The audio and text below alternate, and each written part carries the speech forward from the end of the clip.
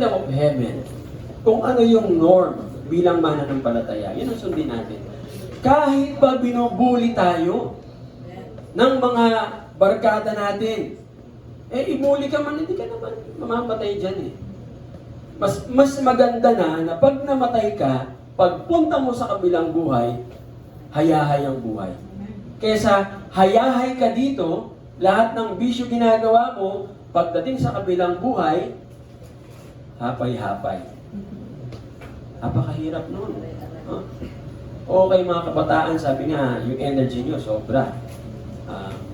Kaya nga pagka youth camp, ibang klase talaga ang ano yan, ibang klase ang kantahan yan. Kulang pa nga yun yung youth camp natin eh.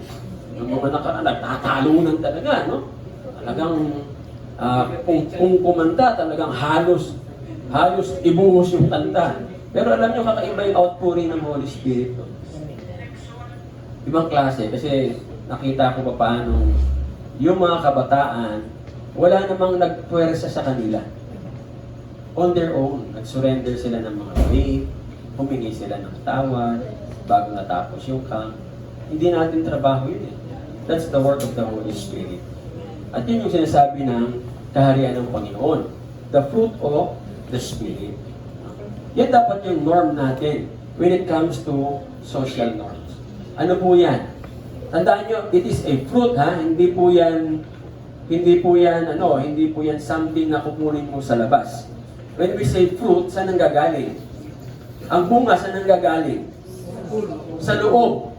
Hindi yon galing sa labas, dumikit sa dahon. Diba? Yung puno ang magpuproduce. So, meaning to say, yung bunga, matagal lang nandoon sa puno. Ilalabas ng puno. Hindi yung maghanap ka ng bunga na ididikit sa'yo. Pag sinabing fruit of the Holy Spirit, nasa iyo yan. Huwag natin sabihin na fruit of the Holy Spirit, kaya ko ba yan? Love, kaya ko ba? Pag sinabi mong kaya, ibig sabihin manggagaling sa labas. Nasa iyo yan, when God says, this is the fruit of the Holy Spirit, ang ginagawa ng Panginoon, tinatawag niya galing sa loob. Ilabas nyo. Dahil meron kayong capacity to love, may capacity kayo na maging joyful, kahit sa palibot mo nag-iiyakan. May capacity ka na may kapayapaan, kahit may gera. May capacity ka na maging patient. It's the fruit of the Holy Spirit. Ibig sabihin, ang norm natin bilang mananampalataya, whenever we are connected to our King, lalabas kung ano yung nilagay niya sa atin. Bago pa man tayo dali ng Panginoon sa mundo, andito na lahat yan. Diba sabihin niyo, pastor, paano yung mga mamamatay tao? Meron din ba silang love? Meron po. Meron. Do you know the experiment being conducted in America? Doon sa mga talagang mga tawag dito? Sa kulungan, kinatatakutan talaga sila. Notorious. Alam niyo yung ginawa may isang psychologist, in-experiment yung isang badass. Binigyan siya ng tuta. Just to prove na itong mga taong ito may love. Binigyan ng tuta. Tapos sinabihan siya, alagaan mo yung tuta. Dapat yung tuta na yan, mabuhay yan, i-pour out mo yung love sa kanya. Nung una, hindi niya pinapansin yung tuta. So after 1 month, lumalaki na yung tuta, kasama na ninyong kumain, hanggang sa, yun yung nagiging reason, para dun sa loob ng kulungan, mag-behave sila. Kasi meron na silang inaalagaan. So, ibig sabihin, kahit yung notorious criminal has the capacity to love. Why? Because it is a fruit. It does not come from the outside. It came from the inside. Lahat naman tayo, meron tayong kakayanang maawa. Diba, pag kami nasigasaan, kawawa naman. Ay, hindi ka normal. Pag sinabi nasigasaan, buti na. Hindi ka normal. Ang norm is, naaawa tayo because we have the fruit of the Holy Spirit. Amen? Kaya kahit nga yung mga kabataan na sumusuway sa magulang, huwag sabihin sa akin na wala silang nararamdaman sa loob. Meron. Meron yan. Dinidedma lang. Pero meron. So, paano natin, sabi nga, paano yung fruit of the Holy Spirit ay lalabas from the inside out? We need to be connected always with the source. Manalangin palagi. Pag hindi tayo nananalangin, ano nangyari? Sabi nga, pag hindi tayo nag-gather with Christ, we scatter. So, pag hindi ka nagtitipon para sa Panginoon, magkakalat ka. At ang dami natin nakikita mga kabataang nagkakalat. Purihin ng Panginoon, nasisimulan na natin. No? Matagal ko ng desire na ang mga kabataan ipunin muli at magkaroon ng mga ganyang youth camp na hindi lang youth camp na para lang sa sarili, babaguhin ang sarili, kundi youth camp na ang gear is towards the nation. Kasi tingnan niyo yung mga youth camp na pagkatapos ang youth camp, balik uli sa dating ugali. Kasi it's just about themselves. Sarili lang. Wala yung idea na ginagawa natin ito para sa Panginoon, para mabago ang ating bansa. Yung mga kabataan noong unang panahon, sina Jose Rizal, bakit sila naging ganun? Minahal nila ang Diyos, nag-reflect papunta sa bayan. Kaya umabot sa punto na kaya nilang ibigay yung buhay nila. Hindi mahalaga sa kanila yun. Kaya ngayon tayo mga kabataan, pagalitan mo lang. Masigawan mo lang, magpo-post na sa Facebook. May nakabitin. No? Nagpaparamdam na kaagad, magpapakamatay. Kasi walang ideology. Kaya purihin ng Lord tayo ay ibinabalik muli. At hindi lang po yan. Next month, may susunod na tayo kaagad na camp. Pero hindi po yan dadagdag. As is, where is po yun. Kung sino yung umattend nitong May, sila rin po ang a-attend ng June. Bakit? Dahil level 2 na training na po ito. Yung level 2 is about leadership na. Yun na po ang ituturo sa mga campers. At ito na po yung training na kasi dapat level 1 muna eh. Dapat ang plano namin, kaya sabi ko, may plano kami, pero ang plano ng Diyos ang masusunod. Ang plano namin nila, Bishop, level 1, level 1. Tapos, biglang sunod-sunod, no? Level 2, level 2. Ganoon lang sa bayan. Pero ang mukhang pinapagawa ng Lord, may level 1, may level 2, merong level 1 ulit. So, parang paangat, no? At nakikita na namin kung ano yung picture na gusto mangyari ng Panginoon. Kasi kaya po yung nangyari, dapat si General Samonte ay video call. Kasi nga, sabi niya, Pastor, hindi ako pwedeng umalis kasi anytime pwede ako tawagin ng Presidente. Medyo may alert tayo ng konti, sabi niya. O sige po, video call na lang po tayo. So okay na kami, nagkagaling na kami nung gabi. Testing pa kami, no? Silang dalawa ni Bishop Nino. Nag-testingan. Hello, nakita mo ba ako? Nakikita kita. Ay, ayos talaga mag-video call. O Bishop, ganun niyo po yung hindi kayo nakikita ni General. So okay na. Kinaumagahan, nabago yung desisyon. Sabi niya, ayoko nung video call. Gusto ko nakikita ko yung mga bata. Gusto ko face to face. Sabi ko, paano yan, Bishop? So ang mangyari, sabi niya, mag-set kayo ng date na mag-face to face ko. So sinet na namin yung last Friday, Saturday ng June. Pupunta si General Samonte. Alam ko, isasama niyo yung dalawang special forces. At tuturuan ng mga kabataan. Napakaganda nung maituturo niya. Kasi ang mga kabataan ay matututo ng papaanong magpahalaga para sa bayan. At the same time, nakita namin Bishop ako, i-level 2 na natin towards leadership na. Total, yung curriculum naman, Kapo Bishop, tapos na naman natin yung curriculum. Pwede na natin i-dire-diretso. So, purihin po ang Panginoon, no? Nakita natin paano ang Diyos ang nasunod, hindi kami. Sabi ko nga, kinakailangan with whatever programs that you will do, leave a room for the Holy Spirit. Natutunan ko po yan. Kasi pag hindi ka nag-leave ng room sa Holy Spirit, walang mangyayari sa any youth camp. Okay? So, sunod, ito medyo baka maraming umangal. Dress. Ang isang manifestation ng kultura ay yung pananamit. kung paano nananamit ang mga tao sa isang bayan, yun ang kanilang kultura. Halimbawa, pag pumunta kayo ng Africa, anong klase mga damit nila? Ha? Yung mga babae, mahaba, no? Tapos, ano? Oh, talagang, tapos meron pa yun dito eh. No? So, yun yung kanilang kultura.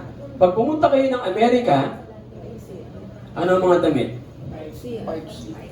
Paiksi ng paiksi. Pati short, paiksi ng paiksi. No? Ay, yung iba nga, naglalakad. Nung magpunta ako ng Europe, pagdating ng summer, ang mga babae naglalakad sa kalsada, ang suot panty at bra. Naglalakad po yun, ha? Parang, pagdating namin doon, kami nagpupunta kami ng beach, mga naka-short, naka-t-shirt. Tapos lahat ng aabutan namin, either naka-brief, lalaki, minsan babae, naka-panty lang, wala na yung pantaas. No? So, parang kami shock na shock. Ano ba itong... Hindi kami sanay. Kasi hindi yung kultura namin eh. Tapos pagka napatingin ka, sasabihin sa'yo ng mga Europeans, oh, parang ignoramus ka, ngayon ka lang ba nakakita niya? Eh, hindi yun yung culture natin eh. Tayo kasi pag nag-beach, naka-t-shirt. Naka-short. No? Yung grupo ni Wildy Almeida, nakamahabang damit. No? Talagang diretso, naka-long sleeves. Tapos talagang turtleneck yun. Mag-swimming yun. Natatawa kayo. Subukan yung pumunta sa grupo niya. Nagulat ako nung nasa Cavite ka, akala ko kulto. Kulto nga pala talaga. Dati nga, ang dami. Eh, yung isa naming member, meron siyang beach. Tapos ang dati nga, nirentahan yung beach. Ano gagawin ng mga yan? Mag-swimming pala. Pwede pala ako mag-swimming ng ganun.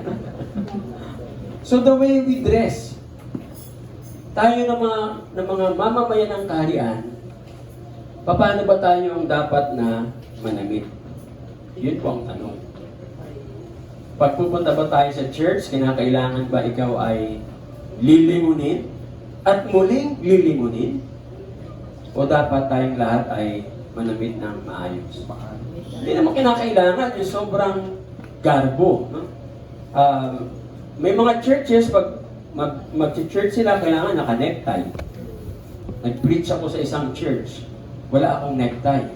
Papalabas na ako, hinabol ako ng pastor. Pastor, bakit? Wala kang necktie. Ganito yung damit ko, nilagyan ako ng necktie. Sabi ko, bakit po? Bakit walang necktie? Hindi ka tanggap-tanggap sa Diyos. So tinanong ko, may necktie po ba sa langit? Yun naman, extreme naman yon. No? Kinakailangan, ganun ang damit nila. Sa dati kong pinanggalingan na church, dapat naka-Amerikana ka palagi. Amerikano ko nun, ilan ba? Parang 24 ang Paris, ang Amerikana. Dapat hindi mo ulitin yung sinuot mo. Ganun ka, talaga namang isang ano lang, akin lahat yun, puro Amerikana lang yun.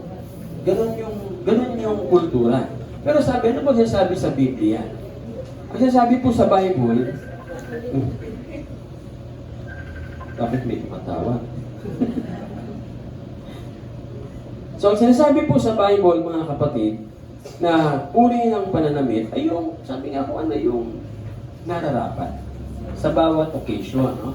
Kasi sa kaharian ng Panginoon, may tinatawag po na demeanor, no? Para sa isang mananampalataya. Para ma-identify tayo na tayo ay mamamayan ng kaharian ng Panginoon. Si Peter, nagbigay siya ng instruction kung paano tayo sabi nga yung ating outlook bilang mananampalataya. 1 Peter chapter 3, 3-4. Your beauty, basahin natin, 1, 2, 3, go. Your beauty should not come from outward adornment, such as braided hair and wearing of gold jewelry and fine clothes. Instead, it should be that of your inner inner self, self, the unfading beauty of a gentle and quiet spirit, which is of great worth in God's sight. Okay, huwag niyo naman sabihin sa akin, pastor, pagka pala mananampalataya, bawal na magsuot ng hikaw, bawal mag-lipstick. May mga ganyang grupo. No? Pupunta sila ng church, yung mga babae parang zombie. Wala talaga totally. No? Papasok, walang hikaw, pale na pale. Ha? Kaya pag pumunta ka sa harap, parang ka nagpipreach sa mga aswang. Ang hahaba pa ng buhok.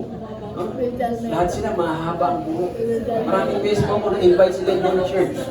Parang pagharap ko sa kanila, matatakot ka. Kasi mga itsura.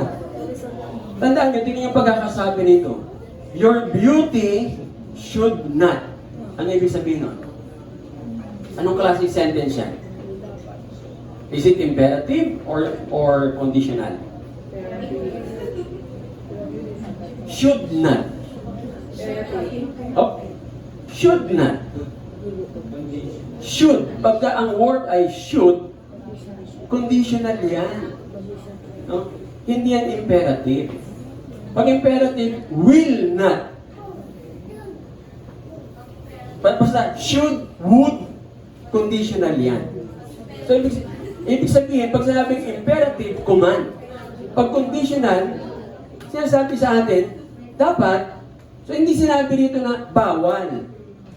Ang sinasabi, dapat, pwede na bang magkulorete nang okay naman. Huwag naman mukha kang drag queen. Papasok ka dito, yung makeup mo, yung eyelashes mo hanggang dito. So, sabi ng salita ng Diyos, maging fines pagdating sa pananamit. Ibigay natin yung tinatawag na Sunday's best. Paano kung wala kang bagong damit? Abay di, kung ano yung damit na meron ka na sa tingin mo maayos, labahan mo. Hindi yung papasok ka, hindi mo na nga nilaban ng 1 linggo. Nagalit pa sa akin si Anthony. Anthony, ba't yan? Nakabihis na ako Ganun ba? Sorry ka. Kapag ibigay natin, okay lang si Anthony, walang problema yun. Alam naman natin yung kanyang sitwasyon. Pero tayo, huwag naman tayo mag-Anthony. Huwag naman yung pag-upo mo dyan, lahat ng katabi mo biglang nawala. Pagkatapos, magtatanong ka, bakit? It is you they're talking about. Okay po? So, klaro po yan sa atin. When it comes to dress, ibigay po natin yung nararapat para sa ating mahal na hari. 11. Pagkain. Okay. So, sabi nga, yung pagkain, palaging distinctive po yan sa kultura ng isang bayan, isang bansa. Halimbawa, yung mga Indian, no? Yung mga mekus-mekus. Curry, mahihilig sila sa mga anghang. Tostadong sibuyas. Yung mga Mexican, beans and rice. Ang kanilang staple food. Ang mga Americans, hot dogs. Ang Pilipino, kanin, ano pa? Tinola, isda, mais, marami tayong kinakain, no? So, sa kaharian ng Diyos, yung pagkain nag-strengthen sa atin. Amen? Pero hindi tayo limitado sa pagkain lang. Anong sabi ng salita ng Panginoon? Basahin natin. 1, 2, 3, go! Man does not live on bread alone, but on every word that comes from the mouth of God. Amen. So dapat, ang pagkain natin, hindi lamang puro physical food. Bilang mananampalataya, pinapakain muna natin, una sa lahat, spiritual. Ano ang pagkain ng Espiritu? Word of God. Ano pa? Prayer. Ano pa? Worship. What else? Fellowship. Ano pa? Oh, ito po, fellowship, church. Ano pa po? Napagkain natin ng ating spirito. At sinabi ng Panginoon yun, nung kausap niya yung babae doon sa well. My food is, what? To preach the kingdom of God. Amen? So dapat bahagi ng ating mga kinakain yan. And at the same time, sa Leviticus, I think chapter 18 or chapter 17, binanggit lahat doon, ano yung mga pagkain hindi dapat nating kakainin. Hindi naman ibig sabihin na pag kinain nyo, hindi kayo aabot sa langit. Ang ibig sabihin po, pag kinain nyo yun, mauuna kayo sa langit. Kasi pinagbawal nga ng Lord eh. Hindi po ba? Halimbawa, yung mga shell. Tingnan nyo yung mga taho, kinakain natin. Tapos, nagtataka tayo, bakit nagkaka-red tide? Ano ba trabaho ng taho? Kainin lahat yung dumi. Tapos, kakainin mo siya. Wow, ang sarap. Inihaw na taho.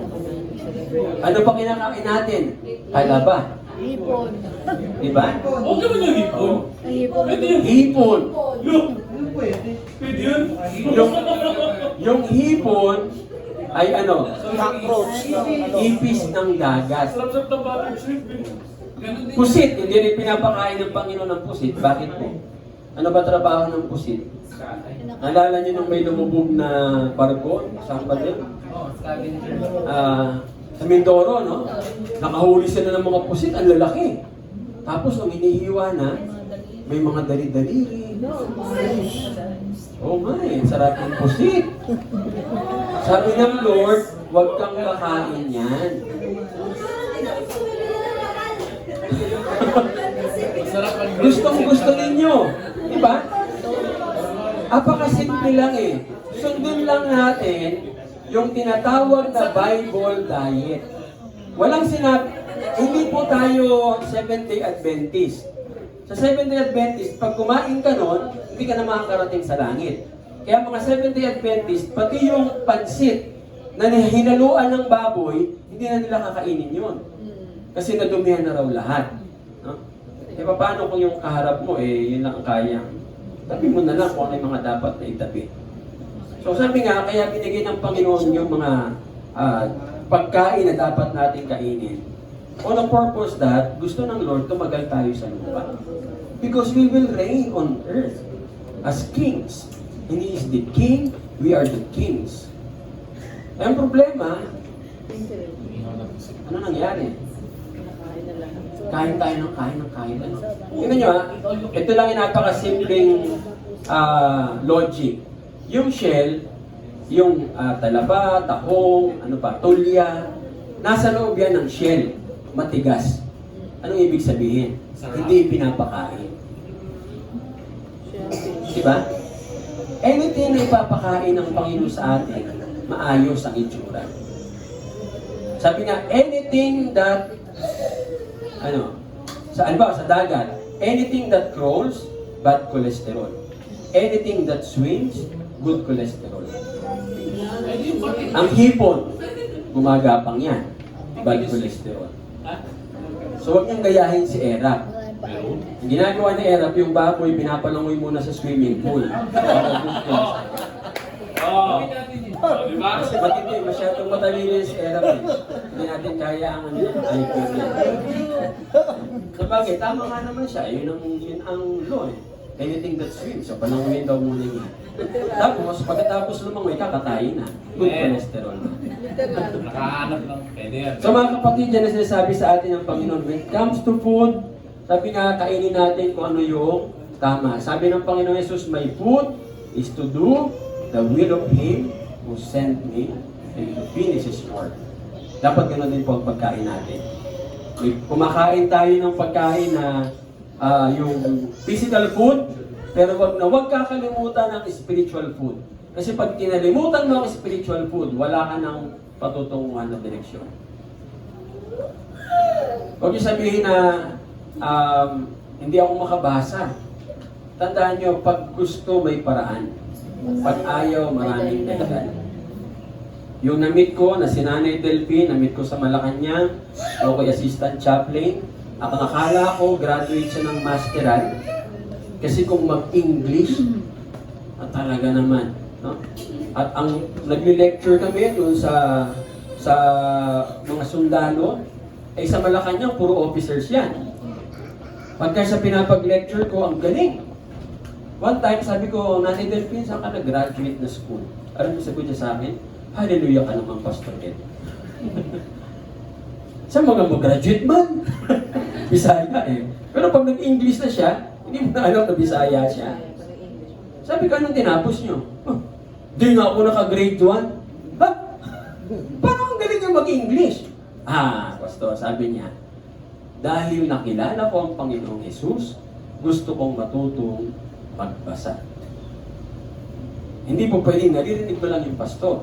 Kaya ginawa daw niya, sabi niya sa apo niya, Apo, turuan mo ako magbasa.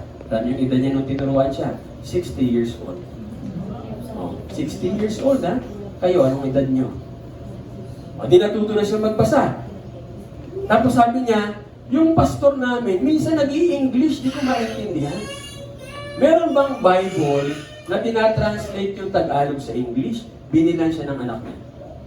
Tagalog, English, magkadikit yan. Di ba yung, pwede nyo i-download yan, yung Pinoy Bible na apps.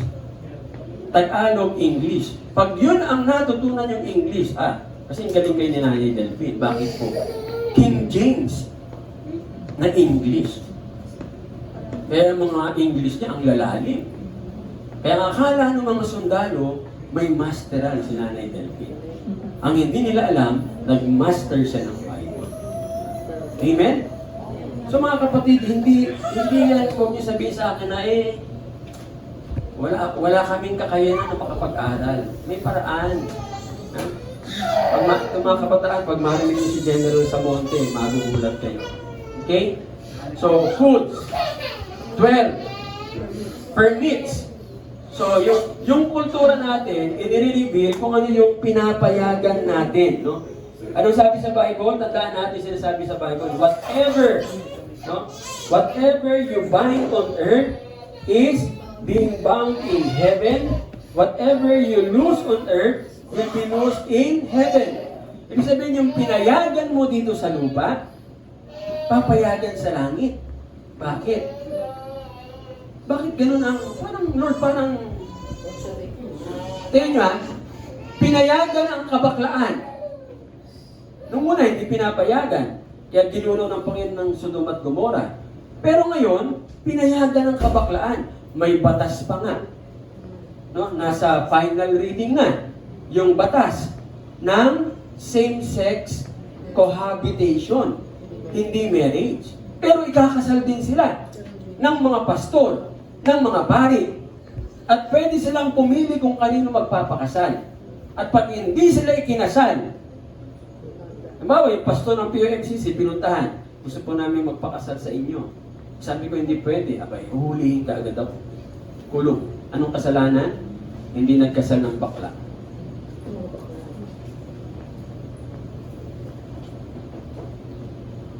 We've allowed it. Diba? Paano natin inalaw? Paano natin pinernit? Bakit ang langit ay pinapayagan na lang muna? Hanggang dumating yung time na gugunawin na talaga ang mundo. Kasi inaalaw natin. Tuwan-tuwa tayo sa mga bakla na sumasali ng beauty pageant. Tawa tayo ng tawa.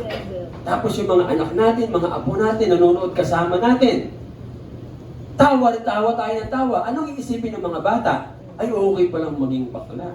Magulat ka isang araw, lalabas yung apo mo kung may candy. Inday, no? Iinday-indayo. Tapos nagdi-lipstick na. Tapos magagalit ka. Sino may kasalanan? You've allowed it. No? You've permitted it in your home. Dapat may standard. Sabihin ninyo, hindi natin pinapayagan yan. Paparinig ko sa mga bata na ayaw ko niyan. Kasi tayo ang magulang. Sa tahanan, tayo ang binigyan ng kapangyarihan ng Diyos para mag-implement ng law. Pag yung mga anak natin ang nag-i-implement ng law sa atin, ano tawag sa atin? Loko. Loko na. Naloko na. Sila na ang batas, hindi na tayo. As long as na buhay tayo, tayo ang batas. Eh, paano pag may asawa na? Tapos gumagawa ng mali? Pwede pa ba natin implement? Aba, nagalit Sister Lloyd. Oo. Hindi po pwede, hindi. Ha? Alam mo, nakikita mo nagkakamali yung anak mo? Oy, anak, halika sandali. Picturehan mo yung anak mo. Uwi muna tayo sa bahay. Ano ba nangyayari? No? So, whatever we bind on earth, sabi nga yung kalaswaan, pinayagan natin, kaya ang daming malalaswa. Mga kababaihan, paano nyo pinipermit ang kalaswaan? Minsan inaalaw nyo. Tapos magugulat kayo, binabastos na kayo. Sa pagsuot. Una sa pananamit. Ano pa? Green jokes. Magbibigay ng green jokes yung lalaki. Tumatawa ka. Kakantag ulo ka. Ikaw naman iiyak pa. Ano nangyari sa lalaki? Wow, okay ito susunod-sunurin kami ng green jokes. Tapos maya-maya marirealize mo, ba't puro green jokes na lang? Sino may kasalanan? Ikaw. Paano gagawin nyo kung nagbibigay ng green jokes ang lalaki? Habang nag-joke siya, tumingin ka sa kawalan. Ma at pa, malay ko, pakialam ko sa'yo. Titigil yun. Hindi nagigit na ng joke yun eh. No, pag nakita niyang ganyan kayo, wala na, introduction pa lang, biglang, ay alam mo, may kaibigan akong madre. Biglang lang spiritual na. Kasi hindi mo inalaw. Basta merong nagjo-joke, kahit sa grupo, ipakita mo na hindi ka tumatawa. Because we are citizens of the kingdom of God. That is not our culture. Pagtawa na sila, okay lang. No? Kung di mo mapigil na tatawa, tumalikod ka, umalis ka. Tapos doon sa malayo, tsaka ako magkikik ng tawa. Kasi hindi niya nakita. Misa kasi hindi mo mapigil, di ba? Oh, di umalis ka lang. Punta ka ng siya, tsaka ako tumawa doon. O, tapos labas ka ulit, kalmado ka na naman. O, anong tingin sa kanya? Ay, hindi tinatanggap yung joke. Tayo din po ang mag-aalaw, tandaan natin. Kung ano man yung nangyayari sa bahay, ano nangyayari sa atin, corruption, inalaw natin sa Pilipinas, tingnan nyo kung gaano tayo kakorap ngayon. Wala nagsasalita. Diba? Sa nangyayari corruption. Pinapayagan lang natin, kaya ang ating kultura, ayun na, super corrupt na. Mula taas hanggang ilalim, hanggang janitor ng custom corrupt. Imagine niyo janitor. Janitor ng SEC corrupt. Noong una, ang SEC ay nasa labas yung mga tao doon, yung mga fixer. Ngayon, nasa loob na. At nagulat ako, pati gwardiya. Yes. Fixer na din. Kunin mo yung cellphone sa taas kasi tumatawag dito. Okay? So, corrupt and dishonest culture, nandoon na po tayo sa corrupt and dishonest culture. Pero whenever we lose love, joy, peace, patience, kindness, at ang mga katulad nito, ano pong mangyayari sa bansa natin? Ano mangyayari sa ating bayan? Aayos po tayo. So yun po ang ating inus mga kapatid. Hindi mga bagay na sabi nga walang kakwenta-kwentang bagay. So as kingdom citizens, meron po tayong authority to bind and loose. Napakinggan natin sa TV. Napakinggan natin sa radyo, napanood natin sa TV, no? El Nino. Tapos labasan niya, social media. Diba? Tapos bilang mananampalataya, anong gagawin mo? Ipopost mo rin, tapos magko-comment ka, nakakalungkot na ang paparating na panahon, malapit lang mabukas ang panahon, sobrang init na. O, anong gagawin dapat? Rebuke in the name of Jesus. You can repost that. Tapos sa ilalim ilagay nyo, I rebuke El Nino in the name of Jesus. Huwag niyong ayunan. Hindi naman kinakailangan marami ang nagre-rebuke. Ang kailangan lang ng Panginoon, mamamayan ng kaharian ng Diyos. Hindi niya kailangan ng buong Pilipinas. Nakita niyo, anong sinasabi nila? Lalala pa po ang tag-init. Tuwing nagpipray ako dito, I rebuke in Jesus' name. Madaling araw. Nagre-rebuke po ako mag-isa. Sabi ko, Lord, kahit mag-isa lang po ako magre-rebuke. Panginoon, papagyuhin mo po, bumagyo nga. Nawala ako ng Kasi lagi nilang sinasabi nung nakaraan, pag umulan, sabi nila, mababa na ang tubig. Anong ibig sabihin nun? Magtataas sila ng singil. Pero puntahan mo yung dam. Yung pinapakita nila, lumang mga video. Puntahan mo ang dam, hindi ka rin makakapunta. Diba? Dati may mga nagpalipad ng drone, nakita nila, puno pa na yung dam. Bakit sinasabi yung mababa? Alam mo, isa kong prayer, Panginoon, paulanin mo sa mga bahay lang na nagmamay-ari ng Manila Water. Malunod silang lahat. Isa po yan sa pag-pray ko. Hinihintay ko pa po yan. Hinihintay ko pa po na uulan kung saan sila nakatira. Tapos yung bahay nila, tataas ang tubig, malulunod silang lahat. Para malaman nila hindi silang may-ari ng tubig.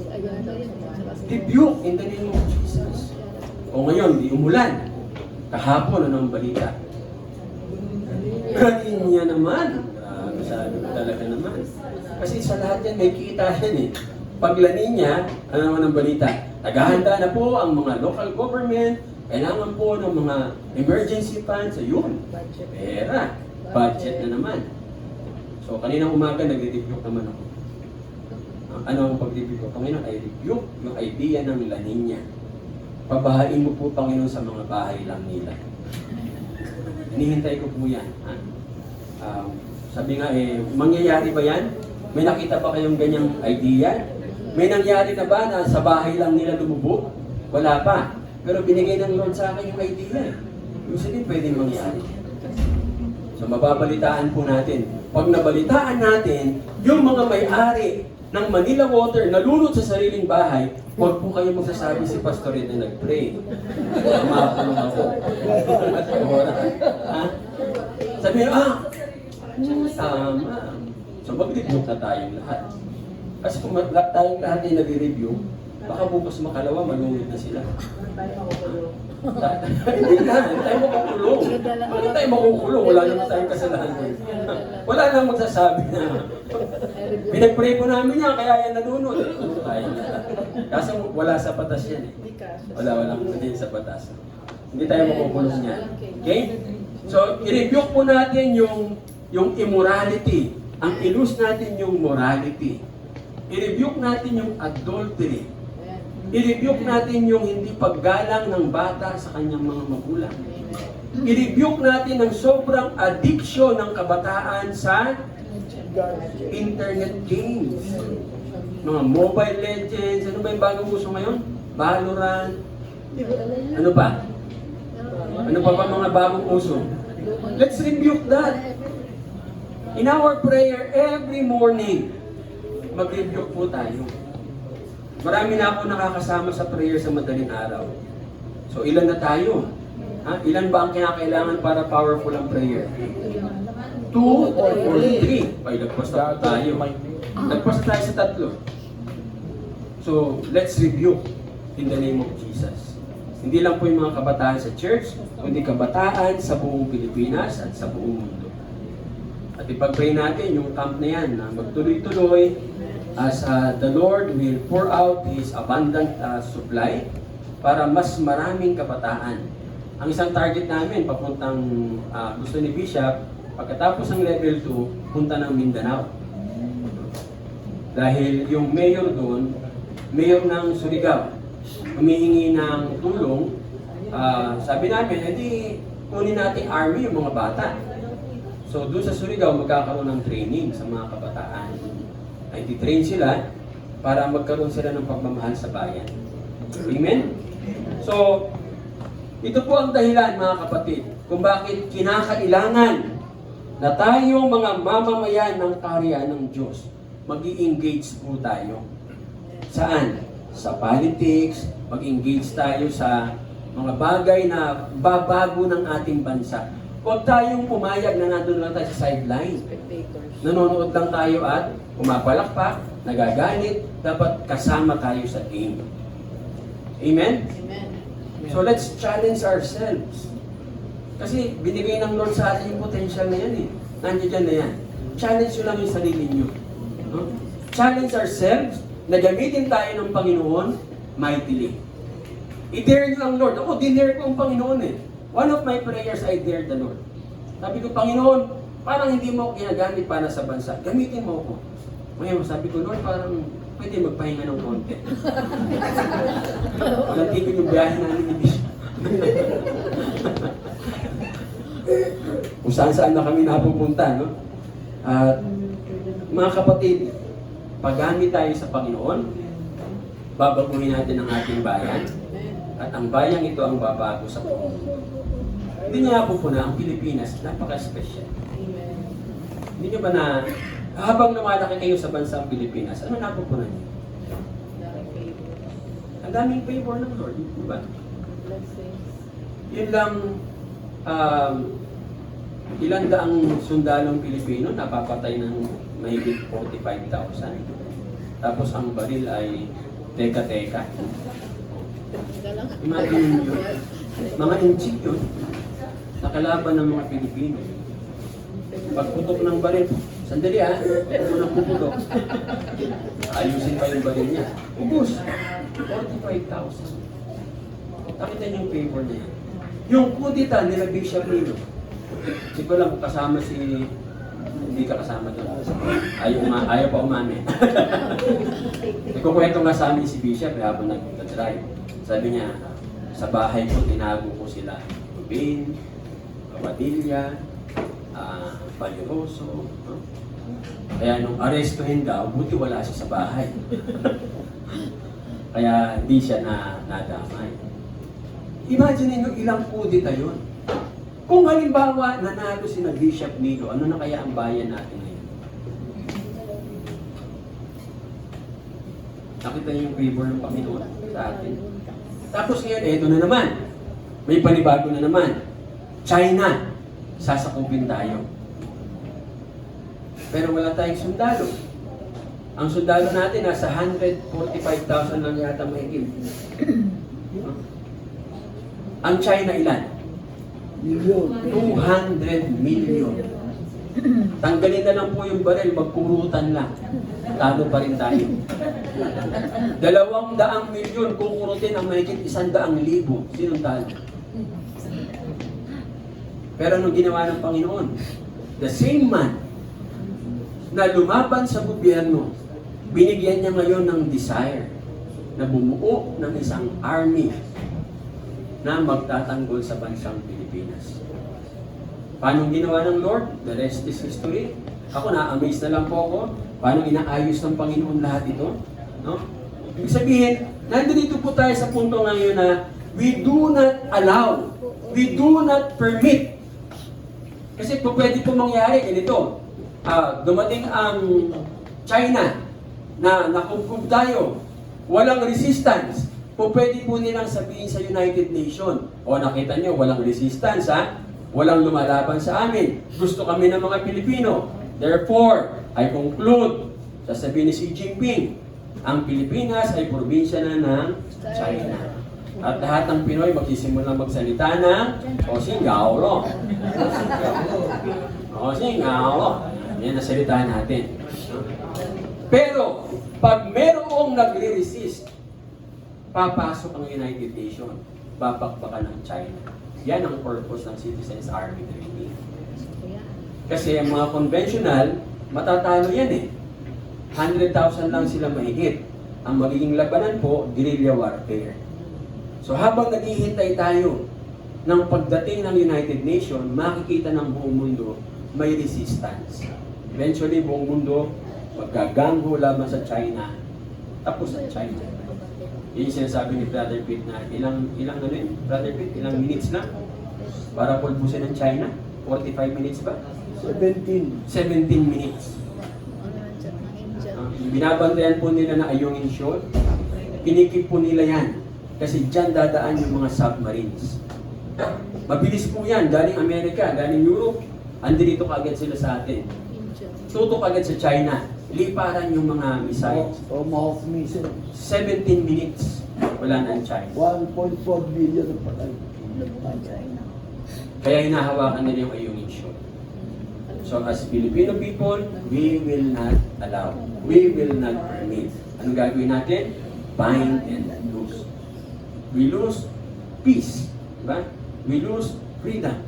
We find bullying, yung regression, yung oppression ng China.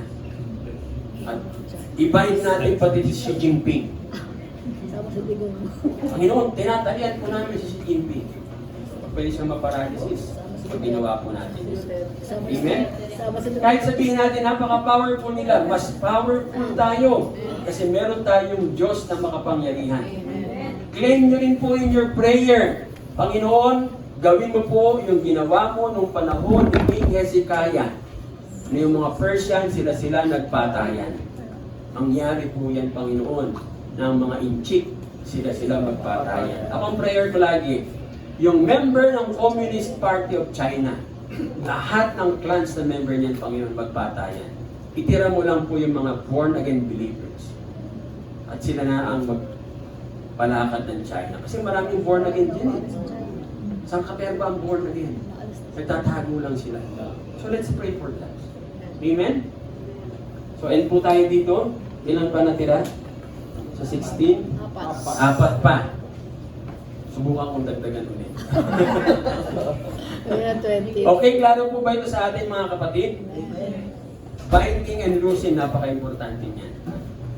Yan po yung power na huwag niyong ibibigay kay Satanas. Once nakakita kayo sa bahay, na kailangang bind it in Jesus' name. Why? Because we are citizens of the kingdom and we have the power. Amen? Sige po, tayo po yung makuha at manalangin. Dakilang Diyos, aming Amang makapangyarihan sa lahat. Nagpupuri po kami sa inyo, Panginoon. Sa kabutihan mo, wala po kayong katulad, aming Ama. Ikaw lamang po ang aming sinasamba, niluluwalhati at dinadakila. Salamat, Panginoon, sa mga manifestations ng culture na ipinapaunawa niyo po sa amin, Ama, paano bilang mga mamamayan ng kaharian ay mag-manifest ang tamang kultura kung saan po kami naroon. Tulungan niyo po kami, Panginoon, na maging faithful po kami, Lord, sa mission, sa calling na binigay niyo po sa amin nung kami rin niyo po sa mundong ito. Upang kahit saan kami naroon, lahat ng tao sa palibot namin magpupuri sa dakilang hari ang nagmamayari ng lahat. Ito po ang aming samot dalangin sa pangalan ni Jesus. Amen.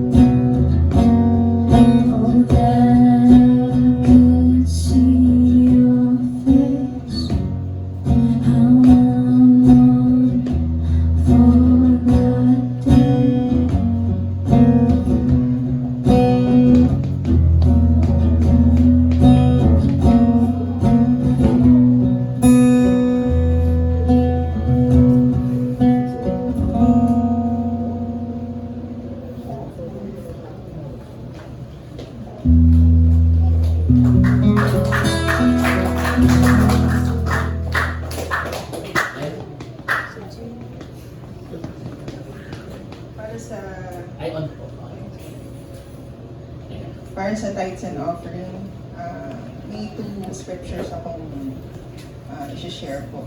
In Leviticus 27:30, and all the tithe of the land, whether of the seed of the land or of the fruit of the tree, is the Lord. It is holy to the Lord. And yung pong Proverbs 3:9, honor the Lord with your possessions and with the first fruits of your increase. So may two key takeaways po ako dito sa between first fruits and tithing. So yung tithe, you give the tenth of your income to the church. So tithes are given throughout the year. So it's an automatic sense of obedience after you receive your income, tapos yung mga kita natin sa business. And first fruits naman po is something different. So it's an annual gift sa church. So it will be done usually sa harvest time natin. Yung sinasabi ni Bishop na seeding time. Na yun, nakukuha po natin sa mga bonuses natin, gano'n. So sa mga, let's say, tax refund, yun, po yung mga yun. So these are all harvest time moments when your hard work paid off. So there are also great opportunities to turn back to God in gratitude for the blessings. So whenever you decide to make a first fruit offering, the important thing is that you do it freely with no guilt or obligation. So a first fruit offering is our opportunity to give above and beyond just a regular tithe. So let's come to our Lord in prayer. Heavenly Father, as we gather our tithes and offerings, we acknowledge that all things belong to you. Everything we have comes from your hand, and we are merely stewards of your blessings. Help us to recognize your leadership over all aspects of our lives. May these gifts be used to further your kingdom as a testament to our gratitude and trust in you. Guide us to be faithful stewards, using all that you have given us for your glory. In Jesus' name, amen.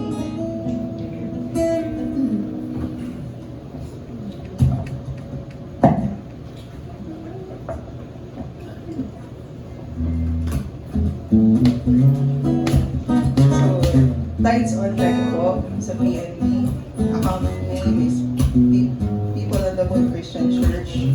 Account number 12857-0002463. At sa Gcash naman po kay Sister Arlene Ola.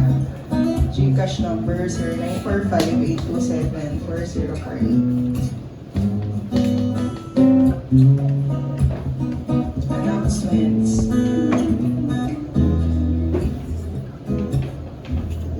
Welcome po. Meron po ba tayong mga visitors?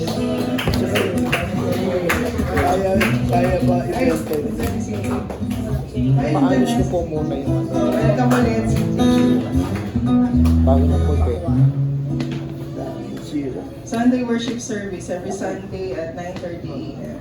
Sa Palmera po next week, Ano po ba yung mga June 2, 2000. underclass? Underclass.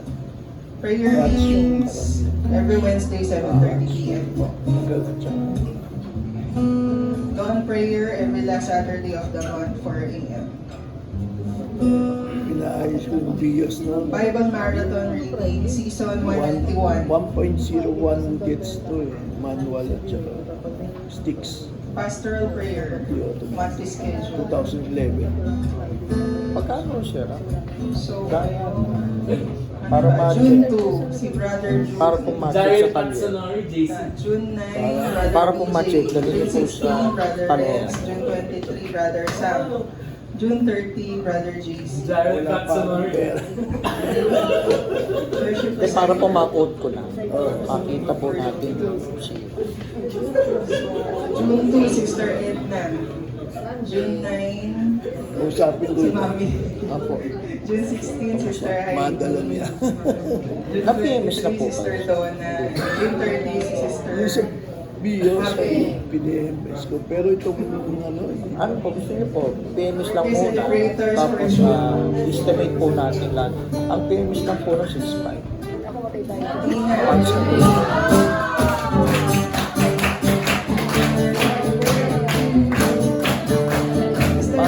Para ma-estimate po natin sa rin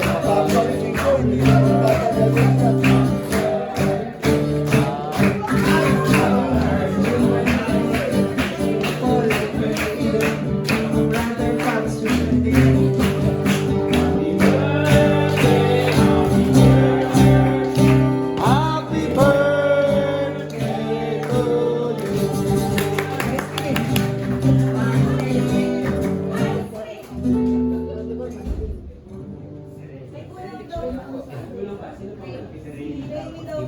birthday to you. Po si Rainy. anak ni Heidi yung Nicole Agbar. Danica. Sa bishop na po sa bishop. So dalawang wala. Si Amy at saka Si Rainy lang. Dan. Ayos nyo dapat next Sunday nandiyan na yan. Para Sayang nakapunta sa labas kay Heidi. Kay anong date si Amy? sa Tagaytay. Yung 15 o, ano yung sweldo pa? Lagi na Dapat patingin niya. Dito kami noon. Si Danica. Oh, 81. sweldo din. Asawa niya ano yun, Mark Jimenez, Marunong ng ice cream to. congressman po. No? Sige po, so prayer po para sama niyo po sa prayer yung susunod na youth camp na yung mga bibigyan ng mga para mag-sponsor sila, i-bless pa sila lalo ng Panginoon. Saka yung ating kamalig yaman, mukhang ang unang mag-benefit yata, Sister Heidi. Kasi sa kamalig yaman, pag naging member, kung ano yung produkto mo, kukunin ng kamalig yaman, sila ang maghahanap ng buyer. So galing Surigao, diretso kung saan yung buyer. Hindi ka na mahirapan sa babayaran mo na lang yung parang online shipping. So yun ang kagandahan doon. Kamalig yaman na ang magbabayad, tapos sila na magdadala doon sa buyer. Tinatanggal natin doon yung middleman. Kasi yung middleman, tumataas yung presyo. Ito hindi, kasi para siyang semi-cooperative. Kaya kung may mga produkto kayo, mag-member kayo ng kamalig yaman, yung tinitinda nila rents na bulaklak. Sabihin natin, kunyari merong ikakasal na nangangailangan ng maraming ganyang klaseng bulaklak. So kukunin ng kamalig yaman yun, dadalhin doon. Si kamalig yaman na magbabayad sa iyo.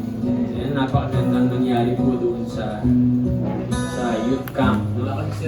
Kasi hindi lang po yung kabataan ang hinipo ng Panginoon doon, pati yung may-ari ng camp. May-ari ng farm, si Madam Aleli. Ano yun unang usapan pa lang, sabi niya, gusto ko yung ginagawa niya sa mga bata. Hanggang nag-pour out na siya ng desire niya, mapatulong sa mga kabataan. Kaya yung lahat ng naging campers, automatic member sila ng kamalig yaman. Papadala yung mga form. Kasi sila yung unang batch, first batch yun. Mga campers, pati yung mga leaders, kasama kayo doon. No? Kayo na yung unang batch. Sa susunod na youth camp, pati kayo ng mga leaders, ay uupo din doon at makikinig. Paano daw po si Renz? Nakasama ng Sino? Nakasama ng batch 1 si Renz. Pero daw sa batch Hindi, yung diniscuss naman natin doon, diniscuss ko naman dito sa church lahat. Kaya nung may nagtanong, Pastor, bakit wala kaming notes? Gusto kong pagalitan. Bakit daw wala silang notes? Ha? Hindi kayo nakikinig sa church. Lahat yun diniscuss ko dito. Advance na kayo ng ilang buwan. Sila Bishop Mike, noon lang nila na ano yun. Binigay ko sa kanila 2 weeks yata. Ako, aralin niyo yan. Yan pala ka rin sinabi ni Bishop. Kaya, madali yan. Kaya nakita niyo naman ginamit sila ng Panginoon mightily. Yun, purihin ang Panginoon. At magtutuloy-tuloy na po ito na youth camp. Kasi ang year po nito is towards country building. Sila, itong mga kabataan na to, ang iba dyan, magiging presidente ng Pilipinas. O at least trained sila. Kaya sabi nga, once na-trained natin ang kabataan, atin yan.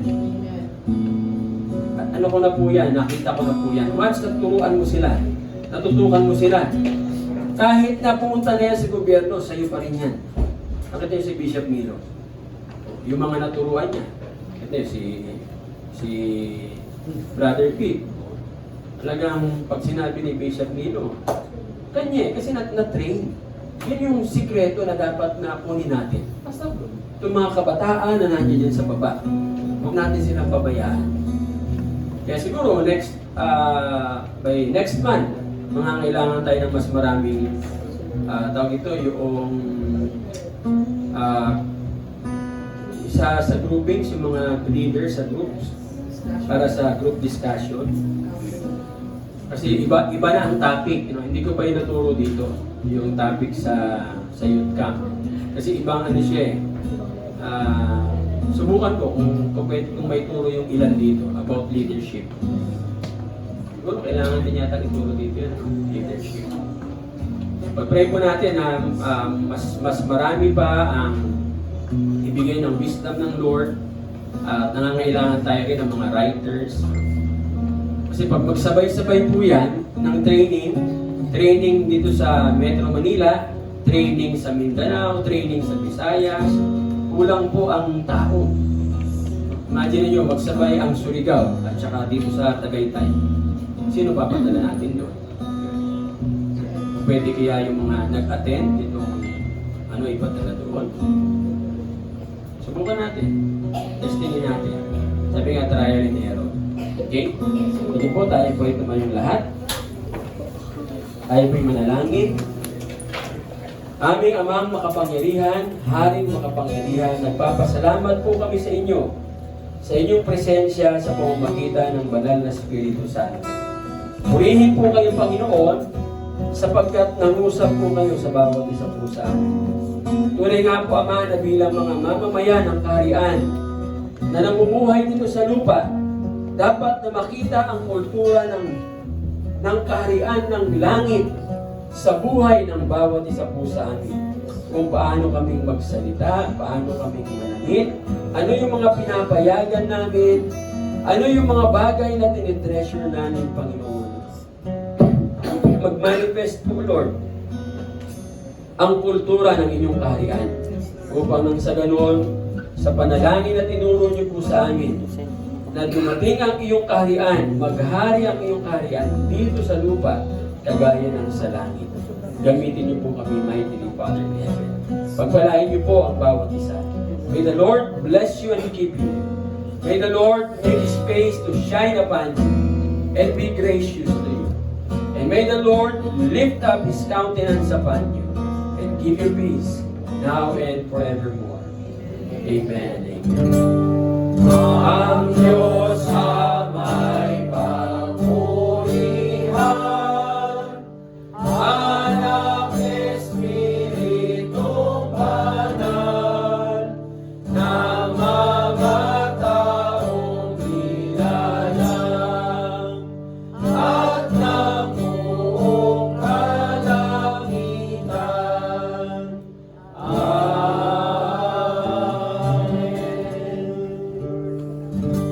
Amen. Basahin po natin Deuteronomy 28. On my count, 1, 2, 3, go. Papasasabi ng lahat ng mga katapanan ito, kung susundin ko ang Diyos kong si Yahweh, pagpapalain niya ako sa aking mga bayan at sa aking mga bukid, pagpapalain niya ako ng maraming anak na sagalang ani sa aking lupain, at maraming alagang hayop. Pagpapalain niya ng baka ng aking inaning butil, at ang mga pagkain ng mumula roon. Pagpapalain niya ako sa lahat ng aking gagawin. Ang mga kaaway na magtatangkang lumaban sa akin ay matatalo ko sa tulong ni Yahweh. Sasalakayin nila ako, ngunit magkakanya-kanya sila sa pagtakas. Pagpapalain niya ang aking mga kamaling at lahat ng aking gawain. Pagpapalain niya ako sa lupain ibibigay sa akin. Tulad ng pangako ni Yahweh, ako'y gagawin niyang isang bansang matatag at tatakalaan sa kanya kung susundin ko siya at tutuparin ang kanyang mga tutulong. Sa ganoon, makikita ng lahat ng bansa na ako'y kanyang bayan at matatakot sila sa akin. Sasaganahin niya ako sa lahat ng bagay pagdating ko sa lupain na bibigay niya sa akin. Pararamihin niya ang aking anak, mga hayop, at pasasaganahin ang ani ng aking pupiling. Bubuksan niya ang langit upang ibuhos sa akin ang lahat sa kapanaunan. Pagpapalain nga niya ako sa lahat ng aking gagawin. Dahil dito, hindi ako mamumutang sa halip ako pa magpapautang sa ibang bansa. Gagawin ako ng Diyos kong si Yahweh na pinuno ng mga bansa at hindi tagasunod. Ulad ako at hindi mabibigo kung susundin ko mabuti ang kanyang mga utos na ibigay niya sa akin ngayon. Amen.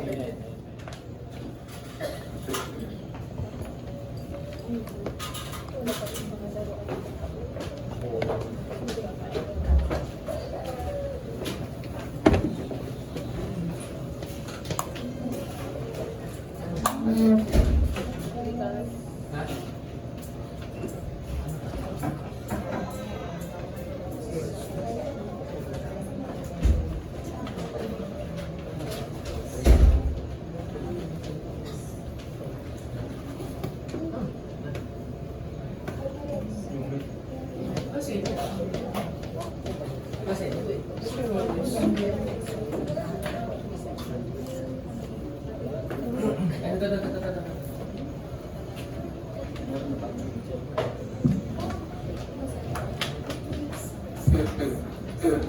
sound check. Amen. Bago po tayo maghiwa-hiwalay, sama-sama po muna nating awitin ang ating panapos na awitin para sa ating Panginoon.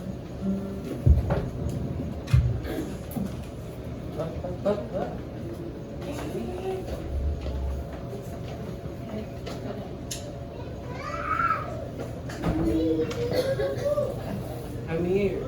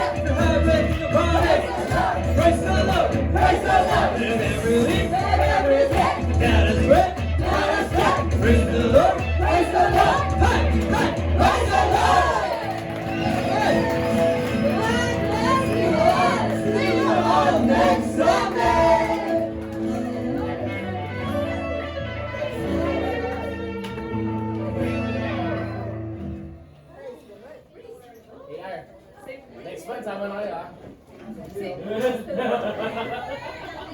Well. Nakasaya na rin.